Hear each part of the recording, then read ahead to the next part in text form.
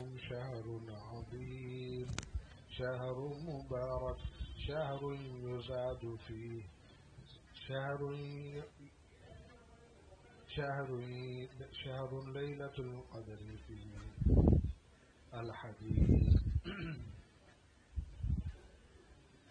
اس حدیث شریف میں نبی کریم صلی اللہ علیہ وسلم کے بارے میں فرماتے ہیں کہ آپ صلی اللہ علیہ وسلم نے آخر شعبان میں صحابی فرماتے کہ ہمیں خطبہ دیا اور اس خطبے میں ہم لوگوں کے رمضان المبارک کیسے گزارے اس کا خوب وافی جواب ہے کہ رمضان المبارک جو کہ جس کو آپ نے فرمایا کہ اے لوگوں قد اضلکم شہر عظیم، ایک عظمت والا مہینہ تم پر سایہ فگن ہے، جس کی عظمتوں کا اندازہ اس بات سے ہے کہ اللہ تعالی کی طرف سے جو رحمتوں کے، مغفرتوں کے اور جہنم سے چھٹکارے کے جو بہانے اس مہینے میں ہیں وہ غیر رمضان میں نہیں ہے۔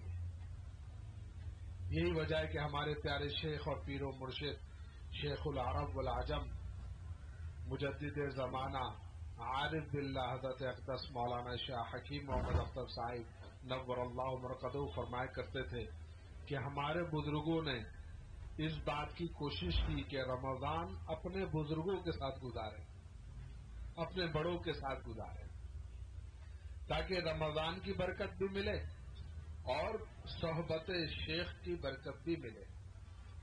اور حضرت والا اس کو یوں فرمایا کرتے تھے گویا رمضان میں ڈبل انجن لگ جائے گا، ایک رمضان کے تقوی کا انجن اور دوسرے صحبت اہل اللہ کا انجن، تو اس عاشق کا یہ حال ہو جائے کہ جسم کو اپنا سا کر کے لے چلی افلاک پر، جسم کو اپنا سا کر کے لے چلی افلاک پر، اللہ اللہ یہ کمال روح جولا دیکھیے۔ تو میرے پیارے دوستو اس رمضان المبارک کے بڑا اہتمام کیا، اور یہ بات میں پہلے بھی عرض کر چکا ہوں، یہ اہتمام دین والے ہی نہیں دنیا والے بھی کرتے ہیں۔ دنیا والے ایسے اہتمام کرتے ہیں کہ تاجر حضرات کئی مہینوں پہلے سے رمضان شریف کی تیاری کرتے ہیں، رمضان کے سیزن پر ان کی خاص نگاہیں ہوتی ہیں، نظریں ہوتی ہیں کہ سارے سال کا نفع اور پروفٹ رمضان میں کمائیں گے، سارے چال کے خرچے نکالیں گے۔ تو یہ تاجروں کی بھی دنیا کے ان کی بھی خاص اس پر نظر ہوتی ہے، اور اسی طریقے سے جو آخرت کا تاجر ہے، آخرت کی تجارت کرنے والا ہے، اس کی بھی نظر رمضان المبارک پر ہوتی ہے۔ اس لیے حضرت والا میرے شیخ اور مرشد رحمت اللہ علیہ فرماتے ہیں رمضان ایک مہمان کی طرح ہے، اور مہمان کا استقبال کیا جاتا ہے، اس کی مہمان نوازی ایسی کی جائے کہ اس مہمان سے فائدہ اٹھایا جائے۔ اور فرمایا کہ رمضان مہمان کا آنے کا اس کے استقبال کا ایک طریقہ یہ ہے کہ اس کے آنے سے پہلے اس کے رہنے کی جگہ اور کو سب صاف ستھرا کیا جائے۔ ایسا نہیں کرتے کہ مہمان آ گیا اس کو ایک طرف بٹھا کر 1 منٹ بیٹھے، ابھی ذرا بستر کی چادر بدلتے ہیں، ابھی ذرا صفائی کرتے ہیں، ابھی ذرا حمام یعنی بیت الخلاء اور غسل خانے کو صاف کرتے ہیں، آپ بیٹھے ذرا 1 منٹ، اور میں پہلے سے تیاری کرتے۔ لہذا آپ ادھر سامنے آ جائے نا کرسی کے پیچھے، تاکہ دیکھیے ماشاءاللہ کیسے صاف ہو گئے واضح۔ لہذا مہمان کی جو تیاری ہوتی ہے مہمان کے آنے سے پہلے ہوتی ہے، تو فرمائیں اسی طریقے سے رمضان المبارک کی تیاری رمضان کے آنے سے پہلے کرو، اور وہ تیاری کیا ہے؟ صفائی ستھرائی۔ کیا صفائی ستھرائی؟ اپنے قلب کو صفائی کرے، کس سے؟ ان اشک ندامت سے۔ سبحان اللہ۔ حضرت والا رحمت اللہ علیہ فرمایا کرتے تھے کہ گناہگار اپنے اوپر پورا سمندر انڈیل لے لیکن پاک نہ ہوگا، اور مکھی کے سر کے برابر وَإِنْ كَانَ مِثْلَ رَأْسِ الذُّبَابِ، آپ صلی اللہ علیہ وسلم نے جو فرمایا کہ وہ مکھی کے سر کے برابر آنسو جہاں لگ جائے گا وہ جگہ جہنم پر حرام ہو جائے گی۔ اللہ اکبر۔ تو رمضان کی تیاری کیا ہے؟ رمضان سے آنے سے پہلے استغفار و توبہ کر کے اپنے باطن کو، اپنے دل کو، اپنے جان کو صاف ستھرا کر لیں، تاکہ رمضان المبارک کی پہلی گھڑی شروع ہوتے ہی، پہلا لمحہ شروع ہوتے ہی اس کی جو خاص رحمتیں اور برکتیں ہیں وہ سب کی سب اعلیٰ وجہ الکمال ہم کو ملنے لگے، کمال درجے میں۔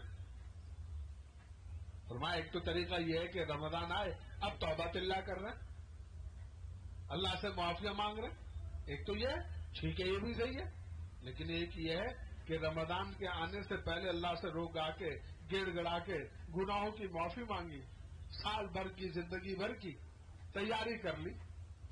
اب جب رمضان آئے گا، سبحان اللہ، دیکھیے اللہ تعالیٰ کی طرف سے بھی رمضان کا کتنا اہتمام ہے۔ حدیث شریف آتے جب پہلی رات ہوتی ہے رمضان کی، یعنی رمضان شروع ہوتا ہے، صفدت الشیاطین و مردۃ الجن، کہ جو سرکش شیاطین اور جن ہیں وہ سب کو جکڑ دیا جاتا ہے، اور جہنم کے تمام دروازے بند کر دیے جاتے ہیں، اور فلم یفتح منہا باب، اب اس میں سے کوئی دروازہ کھلتا نہیں ہے، اور جنت کے 8 جہنم کے 7 دروازے اور جنت کے 8 دروازے۔ حضرت والا رحمت اللہ علیہ نے فرمایا کہ جنت کے 8 دروازے ہیں اور جہنم کے 7 دروازے، کیوں ایک زیادہ رکھا؟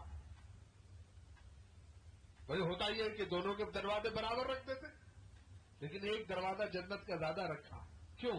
اس لیے تاکہ معلوم ہو جائے کہ اللہ تعالیٰ کی رحمت جو ہے وہ جہنم سے زیادہ ہے، اللہ کے عذاب سے زیادہ ہے۔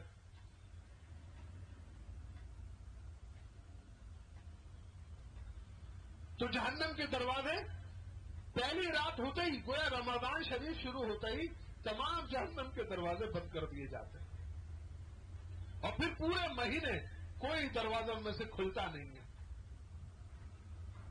گویا کہ اللہ تعالیٰ اپنے بندوں کو نبی کریم رحمت للعالمین صلی اللہ علیہ وسلم کے ذریعے سے یہ پیغام پہنچا رہے ہیں کہ دیکھو ہم نہیں چاہتے کہ تم جہنم میں جاؤ، اس لیے ہم نے تمہارے لیے انتظام کر دیا، اور جنت کے 8 دروازے کھول دیے جاتے ہیں۔ اللہ اکبر۔ اب بندے کے لیے ہے تھوڑی محنت کر کے کسی بھی دروازے سے جنت کے اندر داخل ہو جائے، اور فلم یغلق منہا باب، ان میں سے کوئی دروازہ، جنت کا کوئی بھی دروازہ جو ہے میرے دوستو بند نہیں ہوتا پورے مہینے۔ تو عظمتوں والا انتظام ہے کہ نہیں ہے؟ عظیم الشان کیسے اہتمام ہے، تو اللہ تعالیٰ کی طرف سے تو اتنا اہتمام اپنے بندوں کے لیے، اور بندوں کو کیا چاہیے؟ تھوڑی سی اہتمام اور تیاری کر لیں، جس میں سے ایک تیاری ہمارے بزرگوں نے، حضرت والا جس کی تاکید کرتے تھے وہ یہ کہ ایک تو استغفار و توبہ کرو، اور دوسرا یہ اہتمام اور کوشش کر لو کہ اپنے رمضان کو اپنے شیخ کے ساتھ گزار لو، تاکہ ڈبل انجن لگ گیا، اور اس رمضان کو اللہ تعالی ہمارے لیے خیر و برکت کا ذریعہ بنا دے۔ اور سب سے بڑی چیز جو رمضان میں کوشش کرنی ہے وہ ہے تقوی۔ حضرت فرماتے ہیں کہ یہ رمضان کا جو سیزن ہے یہ تقوی کا سیزن ہے، یعنی اللہ کی دوستی اور ولایت کا سیزن ہے۔ بھائی ہر چیز کا موسم آتا نا، ابھی سیب گزرا، کینو گزرے، پھر جناب آج کل دیکھیں اسٹرابری کیسی آ رہی ہے، کیسے کیسے ماشاءاللہ پھل آ رہے ہیں، ابھی گرمی آتے ہی آم کا انتظار شروع ہو جاتا ہے، تو سیزن آتے ہیں۔ تو یہ رمضان کس چیز کا سیزن ہے؟ اللہ تعالیٰ کی دوستی اور ولایت کا سیزن ہے۔ سبحان اللہ، فراوانی سے مل رہی ہے، لے لو، تم لینے والے بنو، ہم دینے والے ہیں، تم لینے والے بنو. اللہ تعالیٰ کی دوستی اور ولایت کو. اب آگے کیا فرمایا؟ شہر مبارک. اچھا ہاں، ایک بات اور اجازت کی. فرمایا کہ دیکھو رمضان یہ جو ہے یہ تمرین اور مشق کا مہینہ ہے. اس میں تمرین کرائی جا رہی ہے، مشق کرائی جا رہی ہے، یعنی ٹریننگ کرائی جا رہی ہے. کس چیز کی ٹریننگ؟ وہ ٹریننگ یہ ہے تم ہماری محبت میں رمضان کے مہینے میں صبح سے لے کر شام تک ہماری محبت میں حلال چیزوں سے بھی بچتے ہو. کھانا پینا حلال ہے لیکن ہماری محبت میں تم حلال سے بچ رہے ہو. تو جب تم حلال سے بچ سکتے ہو تو حرام سے بچنا کیا مشکل ہے؟ کیا عجیب بات فرمائے، کتنے پیارے انداز سے سمجھا رہے ہیں کہ جب تم ہماری محبت میں حلال سے رک رہے ہو، حلال سے بچ رہے ہو، تو حرام سے بچنا کیا مشکل ہے؟ سبحان اللہ. تو آگے فرمائے شہر مبارک، برکتوں والا مہینہ. برکت کی کیا تعریف ہے؟ قلیل کثیر النفع. اور اب وہ کیسے؟ اب رمضان کی برکتوں کا مشاہدہ حدیث شریف میں دیکھیں.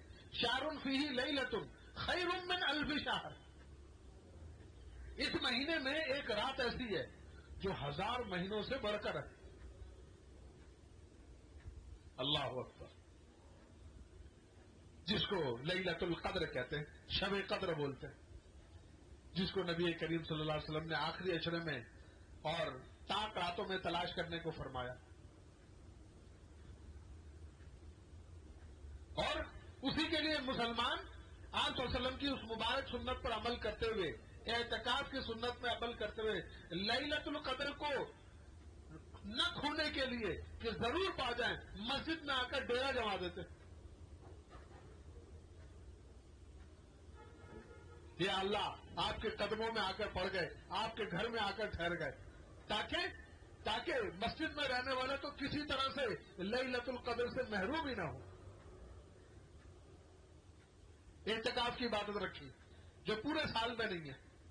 اگرچہ نفلی بیٹھ سکتا ہے، دوسرے ایسے ہیں، لیکن یہ خاص عبادت. اور کیا مقصد ہے اعتکاف کا؟ تاکہ جو ہے لیلۃ القدر مل جائے. کیونکہ مسجد میں ہے، اب ہر وقت مسجد میں ہے، ظاہر بات ہے انسان ہے، کمزور ہے، سوئے گا بھی، سونے والا بھی محروم نہیں ہے. اس لیے لیلۃ القدر کو پانے کے لیے جیب کھولنے کی ضرورت نہیں ہے، اور اسی طریقے سے جاگنے کی بھی ضرورت نہیں ہے کہ پوری رات جاگے، زبردستی جاگے، اس کی بھی ضرورت نہیں ہے. بس تم آؤ ہمارے گھر پہ دروازے پر آ کے پڑ جاؤ. تو اعتکاف ہے، وہ پورا رمضان ہے، پھر اعتکاف ہے. اس کی بھی نیت کر لیں ہم لوگ کہ ہم اپنی ایسے اپنے معمولات کو ایسے سمیٹ کر اللہ تعالیٰ ہمارے لیے آسانیاں پیدا کر دے، ہم اعتکاف بھی کریں. یہ بھی عبادت اسی کے لیے خاص ہے. اور برکت کیسی؟ برکت کی کیا تعریف ہے؟ قلیل کثیر النفع. تھوڑا ہے لیکن نفع بہت ہے. اب ایک رات کی عبادت یعنی 24 گھنٹے بھی نہیں، 24 گھنٹے بھی نہیں، صرف ایک رات. ایک رات کی بات آدھا دن سمجھو. چلو مثال کے لیے کہتے ہیں آدھا دن کی عبادت ہے، اس کے بدلے میں کتنا اجر مل رہا ہے؟ 1000 مہینے سے بڑھ کر، یعنی 83 سال سے بڑھ کر. برکت ہوئی کہ نہیں ہوئی؟ اللہ اکبر. کہ ایک مہینے میں، ایک رات میں 1000 مہینوں سے بڑھ کر عبادت کا ثواب، دن اور رات جس میں شامل ہے. ہم تو صرف ایک رات دے رہے ہیں، آدھا دن. آدھا دن کے بدلے میں کتنا مل جائے؟ کیسی بڑی تجارت ہے. برکت اسی کو تو بولتے ہیں کہ آدھی رات کے ایک رات آدھے دن کے بدلے میں، ایک رات یعنی آدھے دن کے بدلے میں 83 سال سے بڑھ کر عبادتوں کا اجر مل گیا. اللہ اکبر. کیسے میرے دوستو؟ یہ اس کو کہتے ہیں برکت. کہ انویسٹمنٹ کتنی تھوڑی سی کی اور نفع کتنا بڑا.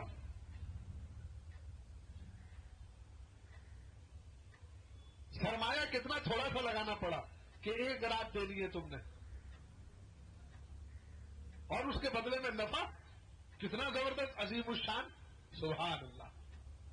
ہاں یہ بھی فرمایا کہ اس رات کو جو تم قیام کرو تو ذرا ایک تو حالت ایمان چاہیے اور دوسرا احتساب یعنی ثواب کی لالچ بھی رکھو.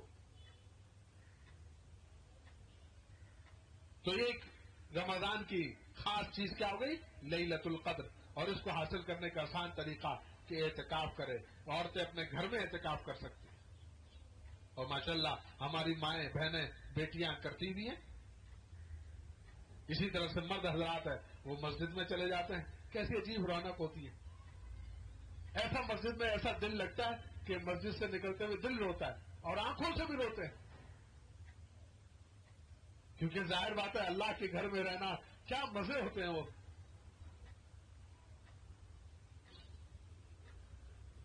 اس کے بعد فرمایا جعل اللہ صیامہ فریضہ. اس کے روزے کو اللہ تعالیٰ نے فرض فرمایا. یہ عاشقوں کے لیے فرمایا کہ دیکھو یا ایھا الذین آمنوا، اے ایمان والو، اے میرے عاشقوں. حضرت اس کا ترجمہ یہ فرمایا اے میرے عاشقوں تم پر روزہ فرض کیا. کیسے؟ جیسے تم اکیلے گھبراؤ مت. تم سے پہلے جو عاشق گزرے نا وہ بھی روزہ رکھتے تھے. کیا پیارا انداز ہے تربیت کا، رحمت رحیمانہ انداز ہے. ورنہ اللہ تعالیٰ سے ہمارا جو تعلق ہے ہم غلام ہیں. اگر وہ ڈنڈا مار کے بھی ہم سے فرمائے کہ یہ کرنا ہے تو ہمارے ذمے ہے، ہمیں کرنا ہے. لیکن اس کے باوجود دیکھیں کتنا پیارا انداز، مربیانہ انداز، تربیت والا انداز، رحمت والا انداز. گھبراؤ مت، مرو گے نہیں. جیسے ایک صاحب نے روزہ، ایسی مولوی صاحب کی تقریر سنی، انہوں نے روزہ رکھ لیا. اب جناب سحری کھاتے ان کو ہول چڑھنے لگا، پورا دن بھوکا رہوں گا. تو بیٹے سے پوچھا کہ بیٹا بتا سورج ڈوبا کہ نہیں؟ کیوں بتا تھا بھائی کب تک روزہ رکھنا ہے؟ سورج کے ڈوبنے تک. تو بیٹے نے کہا ابا ابھی تو سورج نکلا بھی نہیں ہے، آؤ فجر کی نماز کو چلے. اچھا بھائی چلو فجر کی نماز کو گئے. رمضانوں میں ذرا سویرے نمازیں ہوتی ہیں.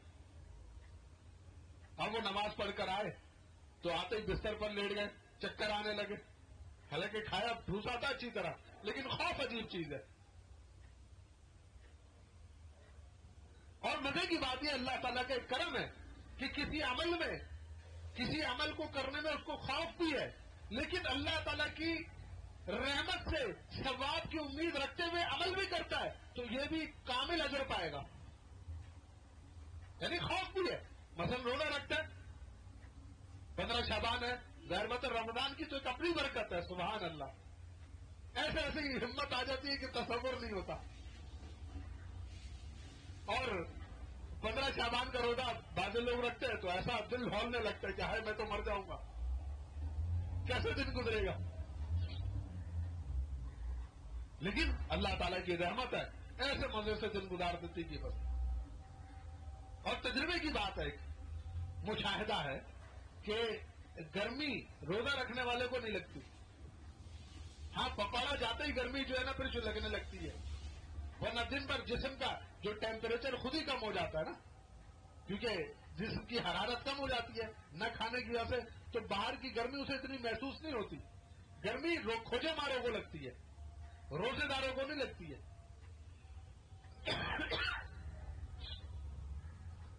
تو بہرحال اب وہ جناب فجر پڑھ کے آئے، لیٹ گئے.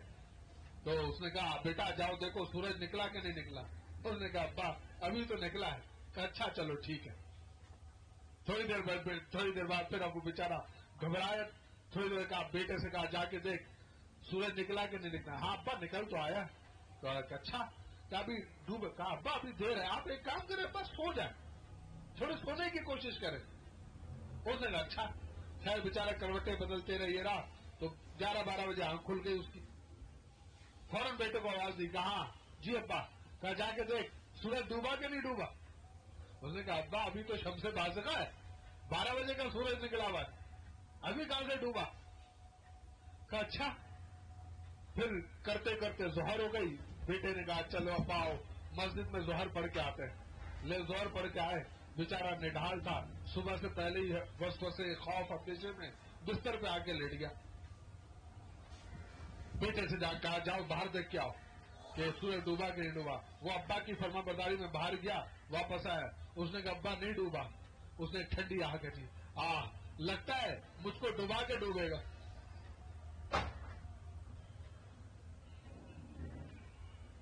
تو فرمایا کہ اندیشہ مت کرو، بھروسہ رکھو ہم پہ.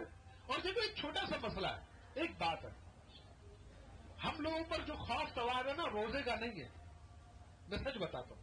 سب خوف سوار ہے کفارے کا کہ 60 روزے رکھنے پڑیں گے. تو میں ایک بات عرض کرتا ہوں میرے پیارے دوستوں، یہ کفارہ ایسا ڈنڈا نہیں کہ پیچھے لگ جائے گا، یہ حکومت کا ٹیکس کا نظام نہیں ہے. بھائی ایک آدمی ٹھیک ہے بیمار ہو گیا، اس کی برداشت نہیں ہوئی، بیمار ایسا ہے کہ معالج نے بھی کہا روزہ کھول دو، تو اب اس کو زیادہ سے زیادہ ایک ہی روزہ یعنی روزہ نہ رکھتا تب بھی ایک ہی روزہ رکھنا پڑتا. کسی عذر مجبوری کی وجہ سے جو اس نے روزہ کھول دیا تب بھی ایک ہی روزہ رکھنا پڑے گا. یہ ایسا تھوڑی ہے کہ بلا وجہ کفارہ 60 روزے کا پیچھے آ جائے گا. یہ حکومت کا سودی نظام نہیں ہے، یہ اللہ تعالیٰ کا رحیمانہ مزاج نظام ہے. یہ وہ ٹیکس کا زکات جیسے یہ ٹیکس نہیں ہے. بڑے مزے سے لوگ سمجھانے کے لیے کہتے تھے جیسے ٹیکس ہے نا ویسے زکات ہے. ارے میاں کیا ٹیکس، کہاں زکات جیسا روحانی عمل، آسمانی عمل، وہی الہی سے دیا ہوا عمل، اور کہاں یہ ظالمانہ نظام، دونوں کا تصور نہیں ہے. پھر آپ بتائیں ٹیکس کس پر خرچ ہوتا ہے؟ بتاؤ بھائی. سارے وزیروں پر اور ان لوگوں پر خرچ ہوتا ہے. اور زکات کس پر خرچ ہوتی ہے؟ نہیں، ہمارے فرشتوں کے لیے نہیں چاہیے. اپنے ہاتھ سے تم اپنے غریب بھائی کو دو، اپنے ہاتھ سے دو، تاکہ تمہیں پتا چلے کہ تم نے اپنے بھائی کی مدد کی ہے. کتنا بڑا عادلانہ نظام ہے وہ. تو زکات عادلانہ نظام ہے، ٹیکس ظالمانہ نظام ہے. دونوں میں زمین آسمان کا فرق ہے. کہاں زکات جیسا پاکیزہ عمل، روحانیت سے بھرپور، روح، روحانیت، نورانیت، اور کہاں یہ ظالم.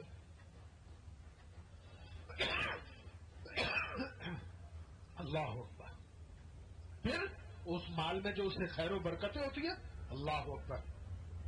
جیسے نبی کریم صلی اللہ علیہ وسلم نے ایک حدیث شریف میں 3 باتوں پر قسم کھائی اللہ کی قسم.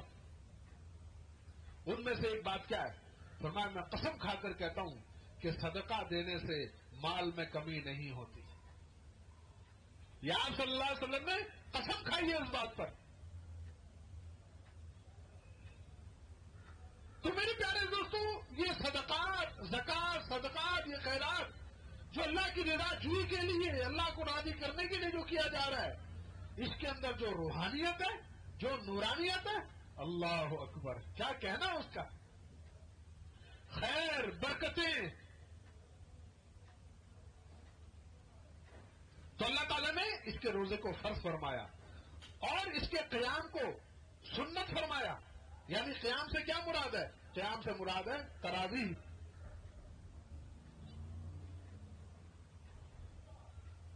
کہ 20 رکعت. حضرت نے ایک عجیب انداز سے اس کو فرمایا. سمجھنے کی بات ہے، ایک عجیب علمی نکتہ فرمایا کہ دیکھو، تمام عبادات میں جس عبادت سے سب سے زیادہ قرب ہوتا ہے وہ نماز ہے. اور پوری نماز میں جس رکن میں، جس جز میں سب سے زیادہ قرب ہوتا ہے وہ سجدہ ہے.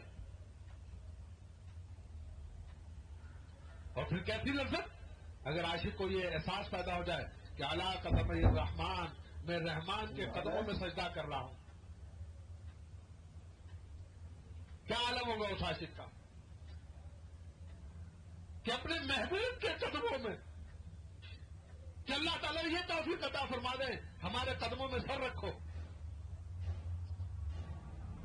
پردے حضرت شیخ سنایا کرتے تھے، پردے اٹھے ہوئے بھی ہیں، ان کی ادھر نظر بھی ہے. پردے اٹھے ہوئے بھی ہیں، ان کی ادھر نظر بھی ہے. گھر کے مقدر آزما سر بھی ہے، سنگ در بھی ہے. یہ سجدے کو حضرت والا فرماتے، ایک شاعر نے سجدے کو ایسے پیش کیا، پردے اٹھے ہوئے بھی ہیں، ان کی ادھر نظر بھی ہے، بڑھ کے مقدر آزما سر بھی ہے، سنگ در بھی ہے.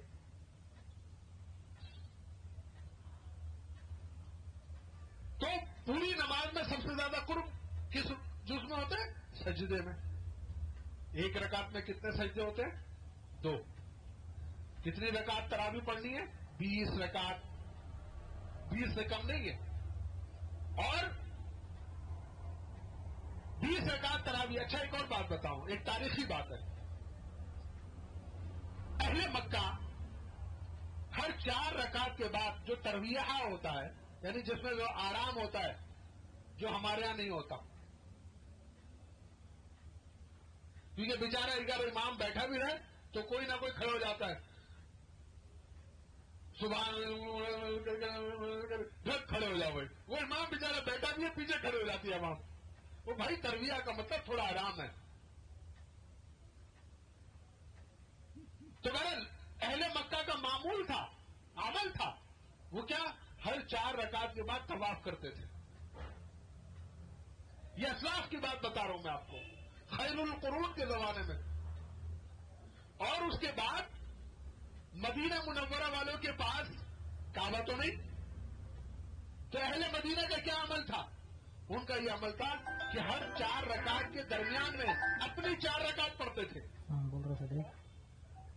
تو 4 مرتبہ ترویہ ہوا, تو 4 رکعت کتنی ہوئی؟ مطلب 16 رکعتیں. 20 اور 16 36. تم ظالم 20 سے جان چھڑا رہو. اگر عاشق مدینہ بنتے ہو پڑھو 36 رکعت.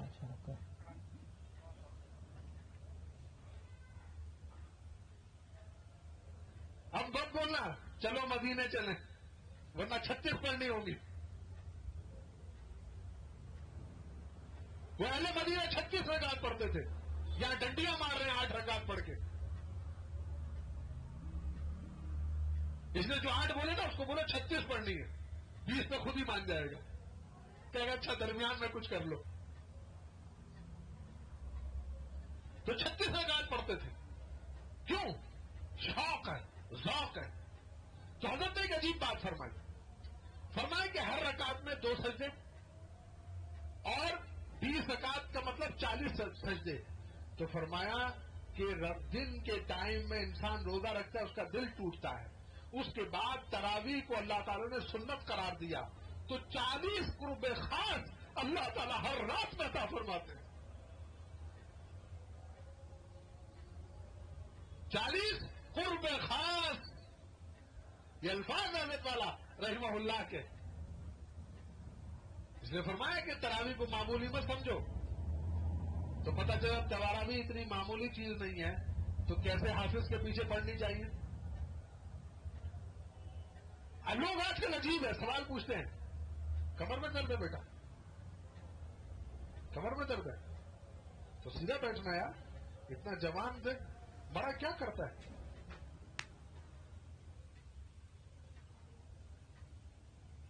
آپ لگا سکتے ہیں ٹیک, آپ کے لیے گنجائش ہے, آپ لگائیں ٹیک, آپ مزے کریں. آپ کو نہیں بول رہا, نہ بیٹی کو کہہ کر بہو کو سنا رہا ہوں.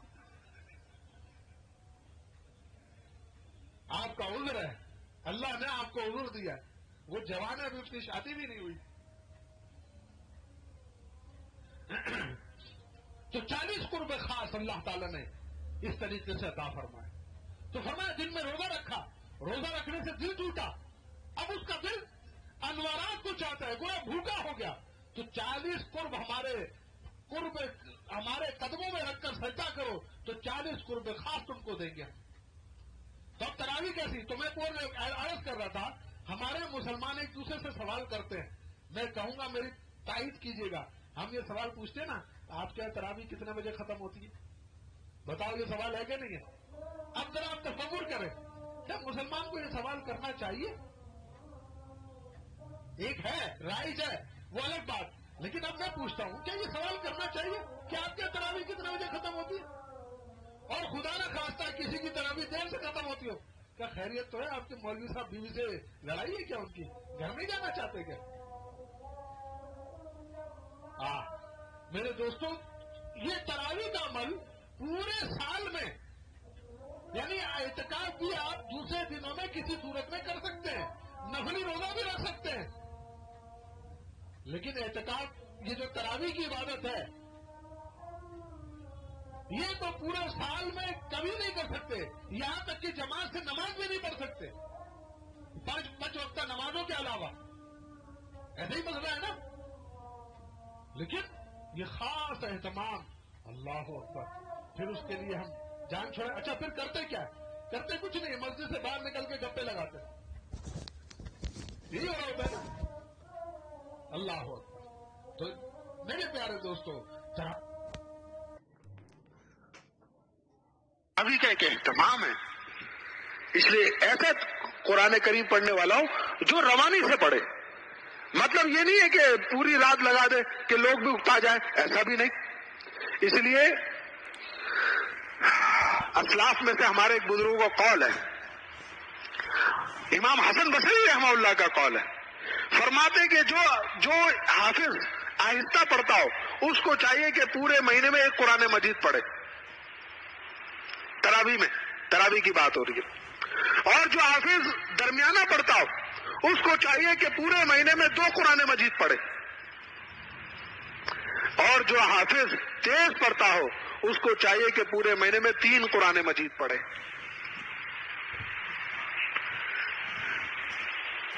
یہ ذوق ہے جناب، یہ ذوق بزرگاں ہے، ذوق اسلاف ہے. اور آج ہمارا حال کیا ہوتا ہے کہ جناب ایک تراویح پڑھ لی تو اس کے بعد ایک قرآن مجید مکمل کر لیا تو تراویح کی چھٹی کر دیتے. یا اگر ہو بھی تو علم تر کیف کی کیف و مستی ملنی چاہیے. مجھے اپنے یعنی آج سے تقریباً کچھ نہیں تو 35 سال پرانی بات ہوگی، 35 سال پرانی بات کہ میرا قرآن مجید ختم ہو گیا تھا. میں کہیں گیا کسی کام سے، تو ایک جگہ مجھے 20 رکعت تراویح پڑھنی تھی. تو میں مسجد میں نماز پڑھ کے جب وہاں پہنچا، مسجد کے قریب ایک جگہ تھی، تو 1 رکعت میری نکل گئی علم تر کیف کی تراویح. میں مسجد میں قسم کھا کر یہ بات کہہ رہا ہوں، ممبر پر بیٹھا ہوں، کہ پوری 20 رکعت میں وہ رکعت پکڑ نہیں سکا. پوری 20 رکعت میں وہ رکعت میں پکڑ نہیں سکا. سلام پھر کے کھڑا ہوتا تھا، ایک اور رکعت، 2 رکعت سلام پھر کے کھڑا ہوا، پھر رکعت گئی پوری تراویح میں. تو میرے پیارے دوستو، تراویح کا ایک اہتمام ہے. تو مطلب یہ ہوا کہ حافظ کو چاہیے کہ ایسی نہ پڑھے کہ اگلا اکتا آ جائے، ذوق سے پڑھے. پھر تراویح میں کیا، نہ بندہ رکوع کی تسبیح پڑھ سکتا ہے، نہ سجدے کی تسبیح پڑھ سکتا ہے. کم سے کم 3 مرتبہ تو پڑھے. حضرت عبداللہ ابن مبارک رحمہ اللہ کا قول ترمذی شریف کے اندر ہے، موجود ہے. فرماتے کہ امام کو چاہیے کہ اپنی رکوع اور سجدے کی تسبیحات 5 دفعہ پڑھے. یہ امام ترمذی کے نے اس قول کو، حضرت عبداللہ ابن مبارک کے قول کو اپنی ترمذی شریف کے اندر ابتدا میں ہی نقل فرمایا ہے نماز کے اس میں، کہ کتنی دفعہ پڑھے، 5 دفعہ، تاکہ مقتدی 3 دفعہ پڑھ لے تو سنت پر عمل ہو جائے. اور یہاں ہمارے یہاں تراویح ہوتا ہے، ابھی بیچارہ سجدہ میں سر رکھتا ہی ہے کہ وہ تھک کر کے اللہ اکبر کی آواز پھر کھڑے ہو جاؤ. تو ایسی نماز ہو. تھوڑا سا میں یہ بھی نہیں کہہ رہا کہ 7 مرتبہ پڑھیں، لیکن اتنا تو ہو کہ کم سے کم 3 مرتبہ تیزی سے ہی سبحان ربی العالی، سبحان ربی العالی، سبحان ربی العالی، اس طرح تو پڑھ لیں کہ کچھ تو واضح ہو. تو حافظ کو بھی، اور حضرت والا رحمت اللہ علیہ بھی تاکید سے فرمایا کرتے تھے، ایسے حافظ کو مت لاؤ جو تم سے پیسے مانگے، جو پیسے مانگے کہ جی یہ ریٹ ہے ہمارے، ہم قرآن کریم سنائیں گے. یہ فرمایا ایسا مت کام کرو. تو اچھا ذوق سے پڑھنے والا ہو کہ سنے، مزہ آئے، خود بھی تھوڑی ہمت کرے. اور 4 رکعت ترویہ رکھا اسی لیے، کس لیے رکھا کہ انسان 4 رکعت کے بعد تھوڑی اپنی ٹانگوں کو سمیٹ کر تھوڑی ٹانگیں تو دبا لے. اس کا بھی ایک اپنا مزہ ہے. تھوڑا سا ترویہ تو کرے کہ اگلا سنبھل جائے، پھر 4 رکعت کے لیے کمر کس لے. تو بہرحال قیام اللیل تطوع یہ فرمایا. آگے کیا فرماتے ہیں، یہ تراویح بھی سنت ہے.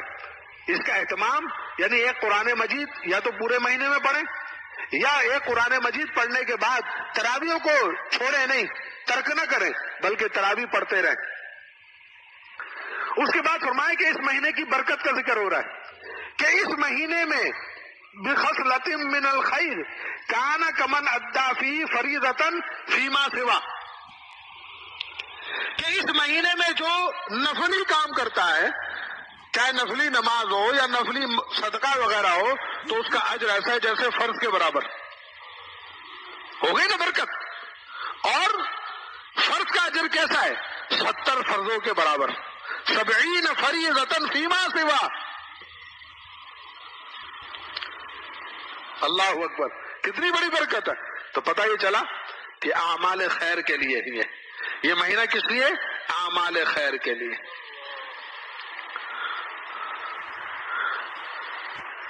اس لیے حدیث شریف میں یہ بھی آیا کہ منادی ینادی یا باغی الخیر اقبل، کہ خیر کے چاہنے والے آگے بڑھ، اور یا باغی شر اقصر، اور شر کو چاہنے والے پیچھے ہٹ جا، ٹھہر جا.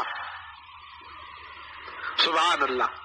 تو یہ مہینہ رمضان المبارک کا مہینہ خیر کا مہینہ ہے. نفل کا اجر اللہ اکبر فرض کے برابر ہو گیا، اور فرض کا اجر 70 فرضوں کے برابر. اور فرض کی فضیلت کو سمجھنے کے لیے علماء جو سمجھاتے ہیں وہ یہ بات سمجھاتے ہیں کہ ساری زندگی تم نفل پڑھتے رہو، صرف ایک فرض کے برابر بھی وہ تمہارے نفل پوری زندگی کے 1,00,000 سال کے نفل مل کر ایک فرض کے برابر بھی نہیں ہوں گے.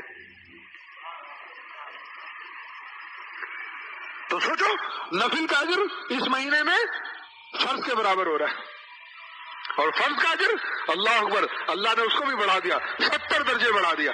70 فریضۃ فیما سوا.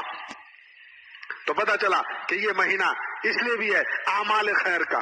اعمال کرے، تلاوت کر رہا ہے، ذکر کر رہا ہے، نفلی نمازیں پڑھ رہا ہے، اللہ اکبر. فرض کے علاوہ کہاں سے کہاں اجر جا رہا ہے. آگے فرمایا شہر الصبر، یہ صبر کا مہینہ ہے. کیسے صبر کر رہا ہے؟ کہ اللہ تعالیٰ کے فیصلے کو مانتے ہوئے، دل سے اللہ کے فیصلے پر راضی رہتے ہوئے، ثواب کی امید کرتے ہوئے کہ اللہ اس روزے پر، اس تراویح پر مجھے اجر و ثواب عطا فرمائیں گے. اللہ تعالیٰ کے اس مشقت بھرے دونوں کاموں کو، دن کے بھی اور رات کے بھی، ان کاموں کو سر انجام دے رہا ہے ثواب کی امید میں، اور برداشت کر رہا ہے. آگے اور فرمایا وَالصَّبْرُ ثَوَابُهُ الجنہ، اور صبر کا ثواب کیا ہے؟ صلہ کیا ہے؟ جنت. سبحان اللہ. گویا جنت ہمارے ہاتھوں میں ہے میرے دوستو. آگے ایک بات اور فرمائی، یہ تو ہو گئی عبادات سے تعلق، عقیدے بھی آ گئے اس میں. اب مالی ایک عبادت آئی، اور وہ مالی عبادت کیا آئی کہ اگر کوئی روزے دار کو روزہ افطار کرائے تو آپ صلی اللہ علیہ وسلم فرما رہے ہیں کہ اس کی اللہ مغفرت بھی فرمائے گا، اس کی مغفرت فرمائے گا، اور اس کو عذاب سے آگ سے چھٹکارا دے گا. اور روزے دار کے روزے کے اجر میں، روزے دار کے روزے کا اجر اس کو ایسے عطا فرمائے گا کہ روزے دار کے روزے کے اجر میں کوئی کمی نہ ہوگی.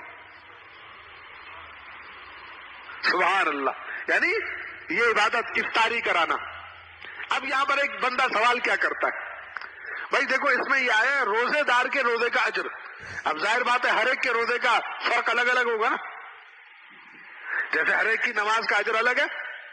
کہاں ابو بکر صدیق رضی اللہ تعالیٰ کی 2 رکعت، کہاں ہم ساری زندگی 1,00,000 رکعت پڑھتے رہے، کہاں ابو بکر رضی اللہ عنہ کی 2 رکعت کے قریب پہنچ سکتے ہیں.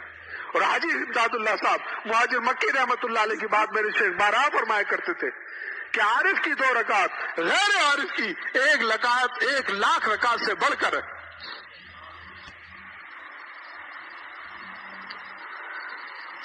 تب اس سے پتا چلا کہ روزے دار کو ہر ایک کا فرق بھی الگ الگ ہے.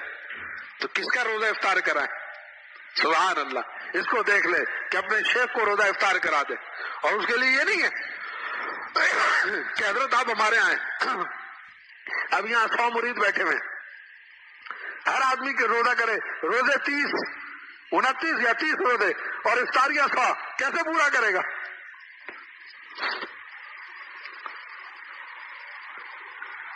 تو اس کا یہی ہے کہ یا تو افطاری لے کر آ جائے یا نقد دے دے. یعنی روزہ افطار کسی کو کرانے کے لیے یا تو افطاری کا سامان دے دے، کھجور دے دی. اور صحابہ نے اس وقت میں ایک سوال بھی پوچھا آپ صلی اللہ علیہ وسلم سے کہ قلنا، کہ ہم نے پوچھا یا رسول اللہ صلی اللہ علیہ وسلم لیس کلنا نجد، ہم میں سے ہر شخص روزے دار کو روزہ افطار کرانے کے لیے کچھ پاتا نہیں ہے، اس کے پاس موجود نہیں ہے. لیس کلنا نجد، ہمارے پاس ہے ہی نہیں، ہم کیسے روزہ افطار کرائیں؟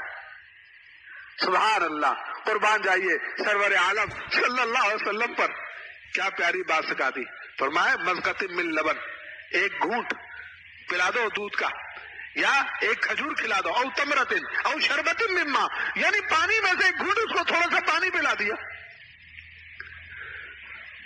اب یہ فضیلت اس کو بھی مل گئی کہ جناب ایک کھجور. اس پر بندہ یارس کیا کرتا ہے کہ چلو اتنا غریب ہے ایک ہی کھجور ہے، یا تو خود کھاؤں یا کسی کو کھلاؤں. ارے بھائی اس میں بھی نہیں نقصان ہے، آدھی آدھی کر لو. پیار کا وعدہ 50-50، آدھا آدھا 50-50. اگر 3 آدمی ہیں 3 ٹکڑے کر لے، 4 آدمی ہیں 4 ٹکڑے کر لے. یہی تو ہمارے دین کی خاص بات ہے. اور بیچ میں فرمایا بھی شہر المواسات، یہ بھی فرمایا آپ صلی اللہ علیہ وسلم نے، غم خاری ہے، یعنی کسی طرح سے کسی کا نقصان نہیں ہے. ارے میاں 3 آدمی موجود ہے 3 ٹکڑے کر لیے، 4 آدمی موجود ہے 4 ٹکڑے کر لیے، نقصان نہیں ہے کسی طرح. ایک ہی کھجور، ایک انار 100 بیمار. سبحان اللہ، یہ ہمارے دین کی برکتوں میں سے ہے کہ کسی طرح محرومی نہیں ہے. اللہ اکبر. آگے ایک بات اور فرمائے. تو میں عرض کر رہا تھا کہ روزے داروں کو روزہ افطار کرائیے، یہ بھی ایک بات ہے. اب کوئی غریب نہیں کہہ سکتا کہ میرے پاس یہ جو ہے گویا کہ یہ سہولت میسر نہیں ہے مجھے کہ میں کیسے روزے دار کو روزہ افطار کروں، یہ سہولت میرے پاس نہیں ہے. اب پتا چل گیا ایک گھونٹ پانی بھی پلا دیا روزے دار کو، سبحان اللہ. تو ایسے ہی پانی پلانا بڑے اجر کی بات ہے. حدیث شریف میں آتا ہے ایسی جگہ جہاں پانی ملتا ہو وہاں پانی پلانا ایسا اجر ہے جیسے کہ غلام آزاد کر دینا، اتنا بڑا عمل. اور فرمایا کہ جس جگہ پانی نہ ملتا ہو وہاں پر پانی پلانا ایسا اجر و ثواب ہے جیسے مردے کو زندہ کر دینا. اس لیے پانی پلانے میں کنجوسی نہ کرے. سبحان اللہ، کتنی بڑے اجر کی بات ہے کہ جہاں پانی موجود ہے وہاں پر بھی اجر ہے کہ غلام جیسے آزاد کر دیا. تو پھر وہی اجر جب روزے دار کے ساتھ ہوگا. اب یہ دیکھ، تو میں یہ بات عرض کر رہا تھا، یہ دیکھنا ہے کہ کس کا ثواب ہم نے لینا ہے، کس کا مال لوٹنا ہے ہم نے، کس کے مال میں سے ہم نے فائدہ اٹھانا ہے. ظاہر بات ہے ایک عالم ربانی، ایک اللہ والا ہے، اس کو روزہ افطار کرانے کا اجر اور ہوگا، دوسرے کو روزہ افطار کرانے کا اجر اور ہوگا. اب ہمیں یہ ٹارگٹ بنانا ہے، نشانہ لگانا ہے، تاک لگانی ہے کس کی، کہ کس کے روزے کا اجر چرانا ہے. اور ایسی چوری ہے کہ اس کے مال میں کمی بھی نہیں ہوگی، پھر کیا کہنا، یعنی یہ چوری مستحب ہے.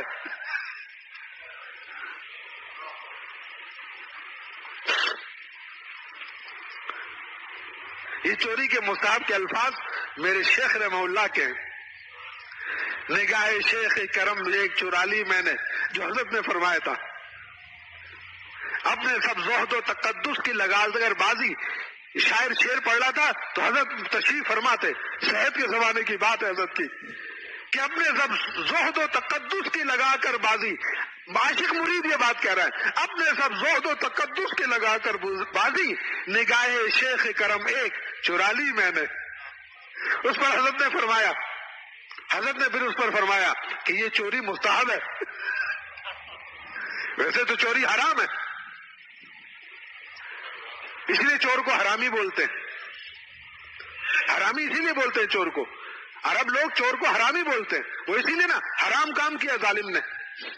لیکن یہ چوری مستحب ہے کہ ثواب چرا رہا ہے، اس کے ثواب میں کمی بھی نہیں ہے، ہمارا بھی کام بن رہا ہے. اچھا آگے فرمایا ومن اشبع صائمن، جس نے روزے دار کو پیٹ بھر کے کھلایا، نان روٹی بھی کھلائی، اور رمضان شریف کی ختم کی جو خاص چیزیں، بریانی، کنہ، یہ صحیح عجیب چل پڑا ہے کہ جی بریانی، کنہ، حلیم، جو پورے سال کی مختلف تہواروں میں پھیلا ہوا تھا وہ رمضان میں پورا اکٹھا کر دیا.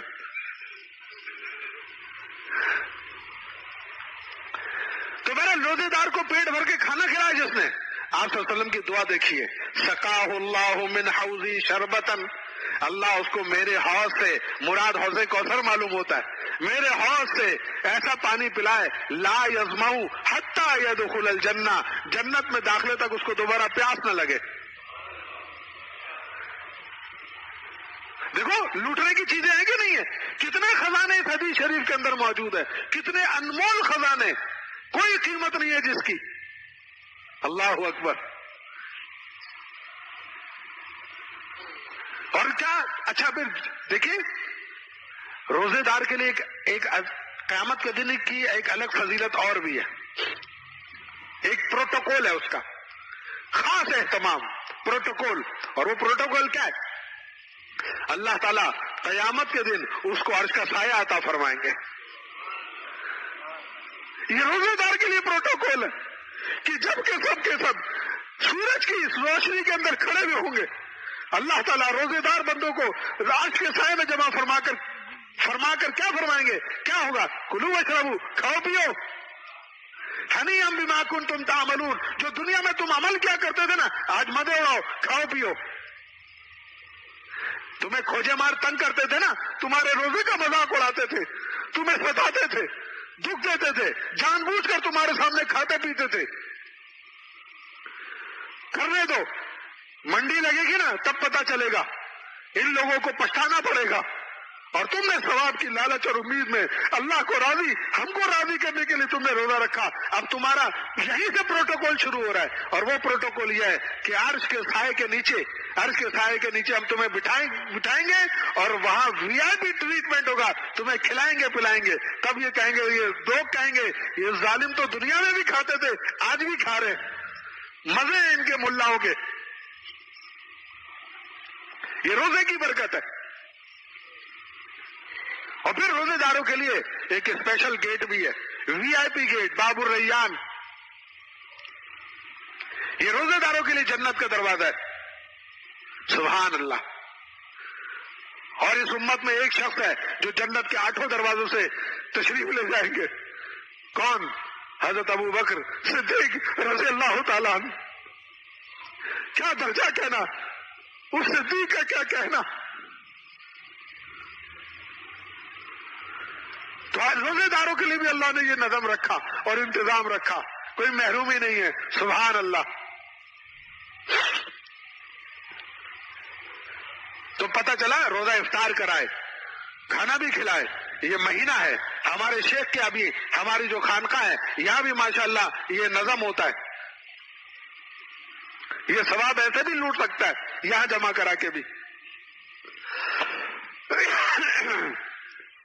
اب آخری بات جو فرمائی، 2 باتیں رہ گئی اس حدیث شریف میں جو مجھے یاد آ رہی ہے۔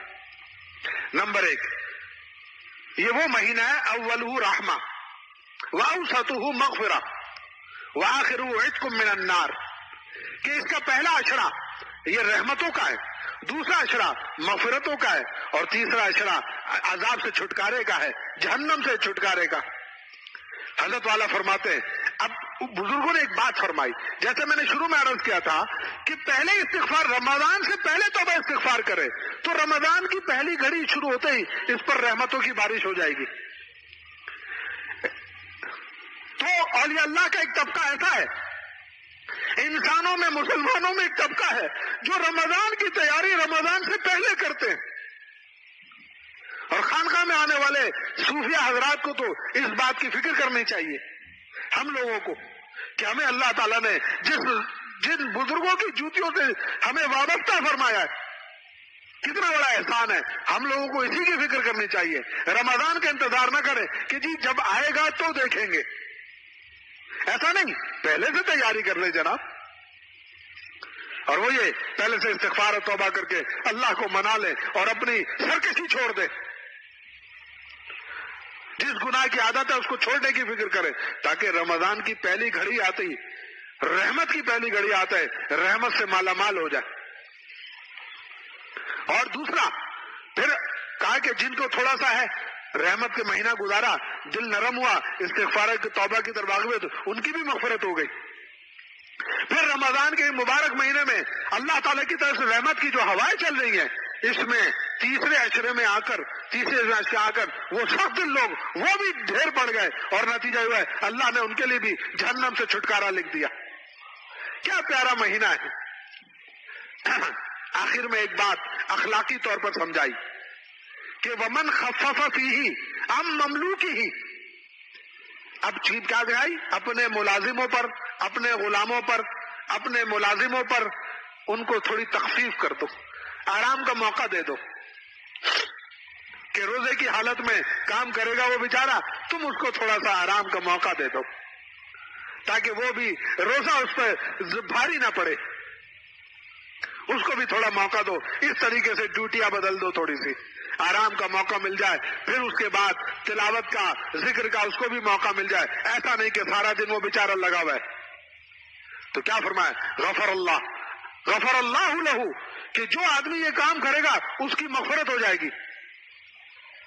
تو اس سے آپ اندازہ کریں رمضان المبارک کیسا پیارا مہینہ ہے، عظمتوں والا، برکتوں والا. سبحان اللہ، رحمتوں سے مالا مال مہینہ ہے. تو یہ رمضان شریف کے نصاب ہو گئے کہ جس سے ہم کیسے رمضان کو اچھے طریقے سے گزارے. اللہ تعالیٰ اس بات کی توفیق عطا فرمائے. دعا کیجیے کہ یا اللہ اللہ اپنی رحمت سے یہ ایک صاحب نے کہا ہے کہ بیٹے کے لیے ہم سب کو، ہماری اولادوں کو نیک اور فرما بردار بنائے اور کسی قسم کے برے اثرات سے اللہ ہماری حفاظت فرمائے. یا اللہ تعالیٰ یہ رمضان کے متعلق جو باتیں ہوئی ہیں، اس مبارک حدیث شریف میں نبی کریم صلی اللہ علیہ وسلم نے جن اعمال کا ذکر فرمایا ہے اور رمضان شریف کی عظمتوں کا، برکتوں کا، رحمتوں کا، مغفرتوں کا ذکر فرمایا ہے اور ہمارے بزرگوں کی جو باتیں یہاں نقل ہوئی ہیں، یا اللہ ہم سراپا محتاج ہیں، آپ سے درخواست کرتے ہیں کہ ان باتوں پر عمل کی توفیق عطا فرما. یا اللہ آپ کی ذات اقدس پر ہمیں علی وجہ الکمال ایمان و یقین کا کمال عطا فرما. اور یا اللہ ثواب کی لالچ اور ثواب کی امیدیں وابستہ ہم سب کو فرما اور اعمال کی رغبت اور اعمال کا شوق ہم سب کو عطا فرما اور شریعت و سنت کے مطابق اعمال صالحہ کی رغبت عطا فرما. اور یا اللہ روزے کا ایک مقصد تقویٰ ہے، یعنی گناہوں کو چھوڑ دینا. یا اللہ ہمارے بالوں میں سفیدی آتی جا رہی ہے، زندگی گزرتی جا رہی ہے، ایام زندگی کے گزر کے قبر کی منزل قریب آ رہی ہے. آپ کی رحمت سے درخواست ہے ہمارے گناہوں کو معاف فرما دیجئے. یا اللہ ہمارے گناہوں کو معاف فرما دیجئے اور اپنی رحمت کے صدقے میں ہمارے گناہوں کی عادت کو اپنی فرما برداری کی عادت سے تبدیل فرما دیجئے. ہمارے گندے اخلاق کو اچھے اخلاق سے تبدیل فرما. ہم جاہل ہیں، ہمیں علم عطا فرما. ہم یا اللہ تعالیٰ فاسق ہیں، ہمیں اپنا عاشق بنا. یا اللہ تعالیٰ ہم بے خبر ہیں، ہمیں اپنی معرفت عطا فرما. ہم غافل ہیں، ہمیں ذکر کی توفیق عطا فرما. ہم کمزور ہیں، ہمیں قوی بنا. ہم بیمار ہیں، ہمیں صحت مند بنا. یا اللہ تعالیٰ ہماری حاجتوں کی حاجت روائی فرما. اہل مقروض کے قرضوں کو ادا فرما. اہل مصیبت کو اہل عافیت بنا. اہل مرض کو اہل شفا بنا. یا اللہ تعالیٰ اپنی رحمت کے صدقے میں ہمارے ایمان و یقین کو کامل فرما.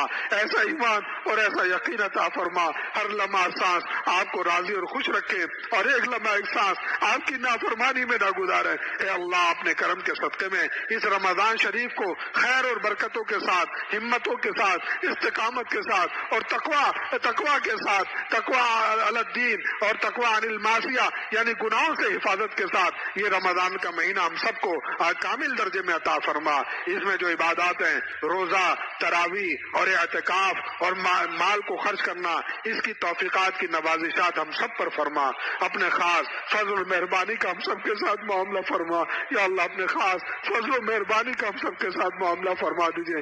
یا اللہ تعالیٰ آپ نے اپنے کرم سے جن بزرگوں کے ساتھ ہمیں وابستہ فرمایا، جس اپنی خصوصی رحمت سے یہ کرم نوازی ہم پر فرمائی، اسی خصوصی رحمت کے ذریعے سے ہم سب کو اپنی نسبت اور ولایت خاصہ عطا فرما دیجیے، تعلق خاص عطا فرما دیجیے اور اپنی رحمتوں کے صدقے میں ہم سب کو، ہماری اولادوں کو، ہمارے گھر والوں کو نیک صالح اور فرما بردار بنا دیجیے. ہمارے دلوں سے غیر اللہ کی نجاست اور گندگیاں نکال کر اپنی ذات و صفات کی عظمتوں سے ہمارے دلوں کو مالا مال فرما دیجیے. اور اے اللہ ہمارے گندے اخلاق کو اچھے اخلاق سے تبدیل فرما دیجیے اور اپنے کرم کے صدقے میں ہمیں اپنے شکر کرنے والے بندوں میں شامل فرما. اپنے صبر کرنے والے بندوں میں شامل فرما، اور یا اللہ رضا بالقضاء کی دولت ہم سب کو عطا فرما۔ یا اللہ اپنی بہنوں بیٹیوں کے رشتوں کے لیے فکر مند ہیں ان کو یا اللہ جوڑ والے رشتے عطا فرما، جو لڑکے شادی کے قابل ہیں ان کو جوڑ والی بیوی عطا فرما، تلاوت قرآن کا ذوق و شوق عطا فرما، اور اے اللہ اپنی رحمت کے صدقے میں